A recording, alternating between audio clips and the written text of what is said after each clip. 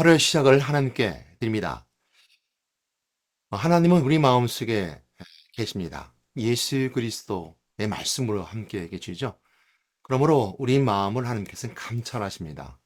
감찰하신다는 의미는 우리 마음을 살피신다는 의미가 더 강한데요.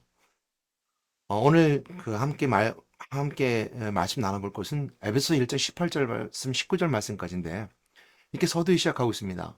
너희 마음의 눈을 밝히사 그의 부르심의 소망이 무엇이며 성도 안에서 그 기업의 영광의 풍성함이 무엇이며 그의 힘의 위력으로 역사하심을 따라 믿는 우리에게 베푸신 능력에 지극히 그 심었다는 것을 너희를 알게 하시기를 구하노라 했습니다.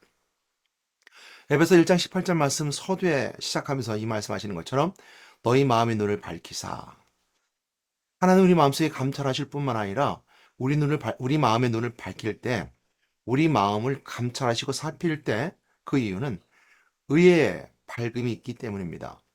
우리 마음에 어떤 것을 품느냐에 따라서 어둠에 될 수도 있고요. 어떤 마음을 품느냐에 따라서 밝은 빛이 될 수 있는데, 하나님 우리 마음을 살피심을 통해서 어둠의 길로 가지 아니하고 어둠의 마음을 품지 아니하고 오직 의의 마음, 의의 길로 열어주시는 것이 있기에 하나님은 우리 마음을 감찰하십니다. 우리 마음을 살피시고요. 우리 마음을 주관하여 주십니다. 곧 예수 그리스도와 함께 계심을 통해서 임마누엘 의로 우리를 항상 함께 해주십니다. 그러므로 우리 마음속에 항상 갖춰야 될 것이 있다면 우리 마음속에 항상 확신 가운데 있어야 됩니다. 예수가 그리스도라고 하는 확신 가운데 있어야 되는데요. 그것은 의의 등불과 같고 의의 등대와 같습니다. 망망한 대회를 갈 때 랜턴을 머리에 씌우는 것처럼 망망 바다 위에 등대가 비춰지는 것처럼 항상 확신 가운데 붙잡아야 될 예수 그리스도의 은혜입니다. 예수 그리스도 우리에게 주신 은혜. 첫 번째, 하나님 만나는 길을 열어줌 통해서 우리가 진리의 길을 걸어가게 해주셨습니다. 그리스도의 보혈 피로 우리의 막힌 담을 헐어주시고 오직 하나님 만남을 통해서 우리 모든 문제, 또 어려움, 또 우리 모든 죄를 해결해 주심을 통해서 우리 죄를 모두 다 용서해 주셨습니다. 친히 어린 양 제물이 되어 주심을 통해서 그리스도의 보혈 피로 우리 모든 죄를 용서해 주셨죠. 그 제사장 대신 그리스도의 권세를 통해서 누구든지 대제사장의 권세를 가지고 하나님 만나는 길을 열음을 통해서 오늘 우리가 진리 가운데 거하게 되며 죄 용서받은 자의 의인의 삶을 살아가게 됩니다. 그러나 우리의 마음으로 그치지 아니하고 의의 마음은 행동과 연결됨을 통해서 왕대신 그리스도의 권세로 선포함을 통해서 예수 그리스도가 죽으시고 부활하신 사건을 우리가 세상 만방에 선포하고 증거함을 통해서 승리의 메시지를 전하게 됩니다. 사망 권세 잡은 자 마귀를 깨뜨리고 그 권세를 이겼기 때문에 그 그리스도의 권세를 선포함을 통해서 승리자의 삶을 살아가게 되죠. 그 삶은 우리가 삶을 살아가는 행함에 연결되고 되고요. 행위 속에서 그리스도의 은혜를 증거하게 됩니다. 이것이 바로 우리 마음과 연결된 행위고 이 마음과 연결된 세상이며 마음과 연결된 하나님과의 관계입니다. 그러므로 하나님은 우리의 마음을 감찰해 주시고 우리 마음을 품어주시고 우리 마음과 함께 계심을 통해서 의의 삶을 살아가게끔 성령의 역사하심과 도우심으로 함께 하십니다. 그러므로 우리가 붙잡아야 될 것은 하나님의 은혜인 것입니다. 그러나 우린 예수 그리스도를 믿는다 이렇게 말을 하면서도 내 마음속에 예수님이 계신가? 정말 하는 마음을 내 마음을 감찰하고 계신가라고 의심하게 됩니다. 또한 하나님이 계시지 않은 것처럼 행동하게 되죠. 우리는 이런 실수 속의 삶을 살아가는 것이 우리의 모습이기도 합니다. 우리는 때때로 상황 환경 가운데 예수가 계시지 않은 것처럼 행동할 때가 있습니다. 열심히 교회에서 예배를 드리고 나가는 그 걸음에 그 걸음발작 시작되면서부터 불평하고 불명하고 원망하며 시기하고 미워하고 질투합니다. 남을 험담하기 좋아합니다.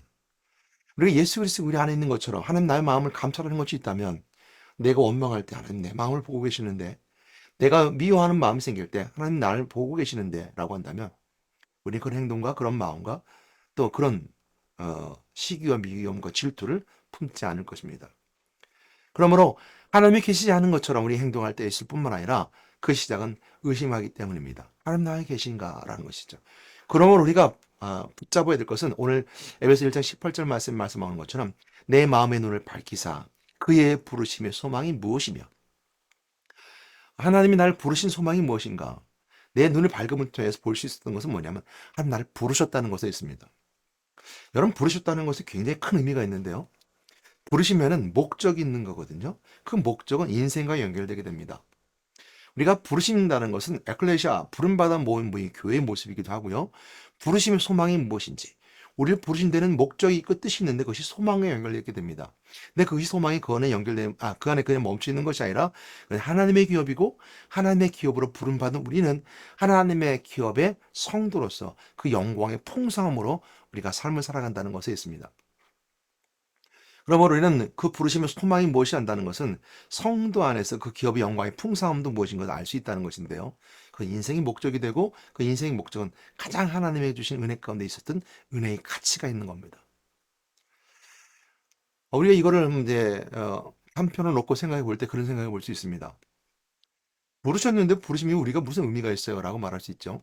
또 부르심의 기업이 나에게 무슨 의미가 있어요? 라고 말할 수 있을 겁니다. 그런데 그 부르심이 이렇게 생각해 볼 수 있어요.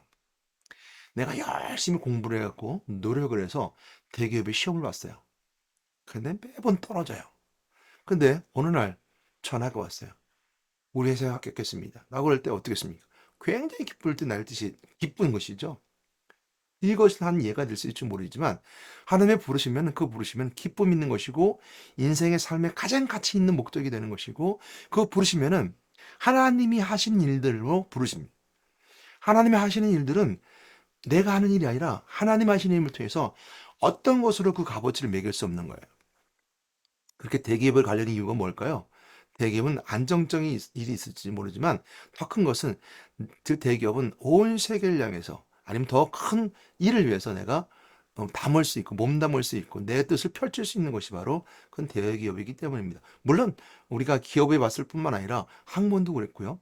공부하는 것뿐만 아니라 삶을 살아가는 모든 것들은 마찬가지입니다. 내가 그것을 부르심을 받았다는 것. 또 두 볼 수 있는 건 정체성인데요. 내가 그 부르심을 받을 정도로 내가 해야 될 일이 있다는 겁니다. 가장 큰 문제는 뭐냐면요. 내가 이 세상에 내가 해야 할 일이 뭔지 모를 때입니다. 물론 이렇게 말할 수 있을 것입니다. 난 내가 할 일이 있습니다. 내가 오늘도 하루를 살아가는 것이고, 내가 지금 가지고 있는 육체적 삶 속에서 무엇인가 노력하고 삶을 살아가는 내가 할 일입니다. 그건 맞습니다. 그러나 거기는 항상 안식이 없고 평안이 없습니다. 참 안식과 평안이 있으며 인생의 큰 목적이 내 육신의 삶이 아닌 영혼에 있다는 것을 알게 된다면 그 부르심의 소망이 얼마나 큰 건지 깨닫게 된다는 것이죠. 그러므로 성도 안에서 그 안에 기업의 영광의 풍성이 무엇인지 알게 된다는 것이죠. 그러므로 우리는 그 안에서 하나님 능력을 발견하게 되는데요. 19절 말씀에 그의 힘의 위력으로 역사하심을 따라 믿는 우리에게 베푸신 능력이 지극히 크심이 어떤 것을 너희를 알게 하실 구하노라. 이것이 지금 사도 바울이 지금 에베소 교회에게 성도들에게 권면하고 있는 내용입니다. 저도 여러분들 권면합니다. 하나님의 역사하심 얼마나 큰지, 지극히 크신지, 그 능력이 얼마나 큰지 알게 하길 구한다는 거예요. 우리는 삶을 살아가면서 경험하고 살아갑니다. 그 경험은 과거와 현재와 미래에 있는데, 과거 지나온 경험이 오늘 현재를 삶을 살아가게 하고요. 현재의 삶이 미래의 소망을 품게 합니다. 그랬을 때, 누구를 만나고 어떤 것을 경험하고 어떤 상황 속에 있느냐에 따라서 여러분 과거 속에 있는 것이 기쁨이고 행복이요. 오늘 내가 이 자리에 있는 것이 가장, 큰 능력의 은혜의 결과물이요. 또한 그 소망도 그냥 자그마하게 붙잡는 것이 아니라 큰 은혜가 있다는 것을 알게 될 때, 여러분 하나님 우리에게 주신 큰 능력을 발견할 때 우리는 그 하나님 놀라운 은혜를 발견하게 됩니다. 그래서 사도 바울은 그를 알기를 원하게 너희들이 알기 원한다라고 권면하고 있죠. 우리는 그러므로서 우리가 부르심에 순종해야 되고 그 영광의 속에 들어가야 되며 하나님의 역사를 경험해야 됩니다. 그 경험이라는 것은 다른 것에 있지 않아요. 아주 소소한 곳에 있습니다. 여러분 하나님의 삶을 살아가면서 기도하는 가운데 기도의 응답 속에 있을 것이고요. 예배 속 예배 가운데서 하나님 나를 만나신 은혜가 있을 것이고요. 여러분 마음을 감찰하고 여러분 마음속에 속삭이는 음성이 있을 것입니다. 그 속에서 여러분들은 삶의 방향을 알게 될 것이고 삶의 목적을 깨닫게 될 것이고 삶의 가야 될 길을 발견하게 될 것이죠. 그러나 사단은 그렇지 않습니다. 항상 우리를 미혹하죠. 우리의 소망을 잊게 하고 마음의 눈을 멀게 해서 어둠을 갖게 하고 좌절하게 만들고 어둡게 만듭니다. 그러나 성령의 역사하시면 우리 믿는 우리에게 권세가 됩니다. 성령의 역사하심부터 해서 영적인 삶을 살아가게 된다는 것이죠. 그럼 우리는 이렇게 기도해야 됩니다. 나의 마음의 눈이 밝아지게 하옵소서. 여러분 마음의 눈이라는 것은 내 마음으로 품고 있는 것인데요. 마음의 눈이라는 것은 제가 이렇게 말해도 여러분 능히 알 것입니다. 마음의 눈이 열렸다는 것. 그냥 눈으로 보여지는 것들, 내가 피부로 맞닿는 것들, 또한 내가 부딪히는 것들에 있지 아니하고 내 마음의 눈이 밝아져서 그 사람의 마음을 볼 수 있는 것. 그런 마음에도 눈이 있습니다. 그건 밝아져야 됩니다. 그러기 위해서는 그 마음의 눈이 열려서 볼 수 있는 것을 볼 수 있어야 돼요. 여러분 마음의 눈이 열려서 세상 것들을 바라보는 것이 아니라 여러분 마음의 눈이 열려서 부르심의 소망을 볼 수 있는 눈이 있어야 되고 또 성도 안에 그 영광의 큰 풍성이 무엇인지 볼 수 있어야 되고 성령 역사하시는 그 크시고 놀라운 능력의 은혜를 그 마음의 눈을 봐야 돼요. 그것이 오늘 사도 바울이 여러분에게 또 하나님의 은혜 가운데 말씀을 주셔서 여러분들 건면해주고 있는 말씀입니다. 여러분 마음의 눈이 밝아져서 밝히 하나님의 역사하시는 발견하는 여러분 되시기를 우리 예수의 이름으로 건면하며 축복합니다. 기도하겠습니다. 사랑과 은혜가 많으신 하나님 감사합니다. 축복하시면 감사합니다. 은혜도 주시면 감사합니다. 우리 마음의 눈을 밝고 영광되게 하여 주시옵소서. 예수의 이름으로 기도드렸습니다.